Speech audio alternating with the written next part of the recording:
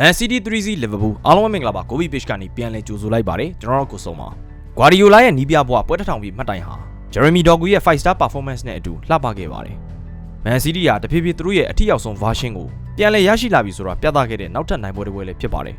Set piece long throw နဲ့ long ball တကြောပြန်ရေးပန်းစားလာတဲ့ဒီနေ့ Premier League မှာဒီဘိုင်းတွေကိုအဓိကမထားပဲကစားသွားကြတဲ့နီးပြူဟာတိုက်ပွဲတစ်ခုလည်းဖြစ်ပါတယ်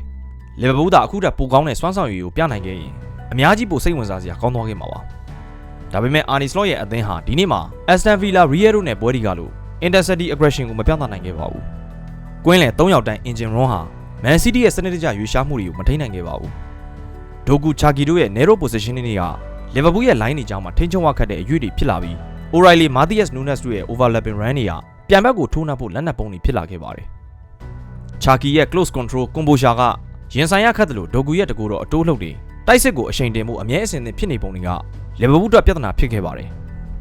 1 versus 1 situation တွေမှာအားကောင်းသလောက် final decision တွေမှာအမြဲလေလွင်များခဲ့တဲ့ Doku ရဲ့တိုးတက်မှုတည်ငြိမ်မှုကိုမြင်ရတာသဘောကျစရာပါရှေ့200ဒီဇက်ကနေဒီနေ့အထိ Guardiola ဘာကြောင့်သူ့ကိုယုံကြည်နေခဲ့တယ်လဲဆိုတာစပြီးမြင်ရပြီထင်ပါတယ်သူ့ကြောင့် penalty ရခဲ့တယ်လို့အနိုင်ရလက်ပြတ်သားစီမဲ့ဒီပွဲရဲ့အလှပဆုံးဂိုးကို area အပြင်ဘက်ကနေသွင်းယူခဲ့ပါတယ်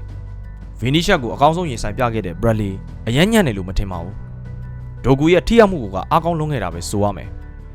ဟာလန်ကပန်နတီလွဲပေမဲ့အဖွင့်ဂိုးကိုကိုယ်တိုင်ပဲရှာဖွေပေးသွားခဲ့ပါတယ်။ဗန်ဒိုက်ရဲ့ခြေပါကူပယ်ဖြတ်ခံရမှုအပေါ်ဇော်ဒကတတ်နိုင်ပေမဲ့ VAR ရဲ့ဆုံးဖြတ်ချက်ဟာနည်းနည်းပြင်းထန်တယ်လို့ဇော်ဒကတတ်နိုင်ပေမဲ့လက်ခံသင့်တာပါပဲ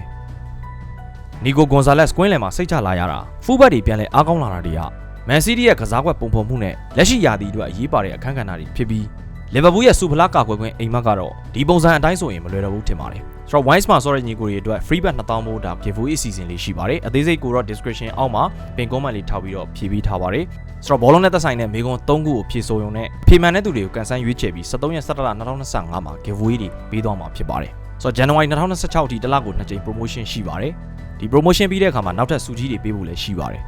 အချိန်တိုင်းမှာပါဝင်ထားတဲ့သူတွေကနေပြီးတော့ super price free bet 3,200ကျပ်တန် promo code 10ကိုမဲနိုင်ပေးသွားမှာဖြစ်ပါတယ်ဆိုတော့ Gobi ညီကိုတွေပါဝင်ပေးကြဖို့ဖိတ်ခေါ်ချင်ပါတယ်အားလုံးပဲကျေးဇူးတင်ပါတယ်နောက်ဗီဒီယိုမှာပြန်တွေ့ပါမယ်